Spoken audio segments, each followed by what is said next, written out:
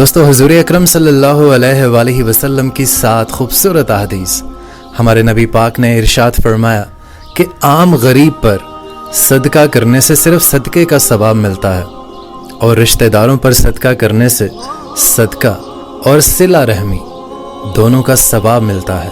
ہمارے نبی پاک نے ارشاد فرمایا کہ جب تم ہانڈی پکاؤ تو اس میں تھوڑا پانی زیادہ ڈال لیا کرو، اور اپنے پڑوسی کو بھی اس ہانڈی میں سے کچھ دے کر آیا کرو، اور اپنے پڑوسی کے حقوق ادا کرو. آپ صلی اللہ علیہ وسلم نے ارشاد فرمایا کہ جس شخص پر تنگ دستی مسلط ہو جائے وہ مجھ پر کثرت سے درود پڑھے، اس لیے کہ درود شریف تنگ دستی کو ختم کر کے رزق اور حاجات کو پورا کرنے کا باعث بنتا ہے. آپ صلی اللہ علیہ وسلم نے ارشاد فرمایا کہ روئے زمین پر سب سے بہترین پانی زمزم ہے،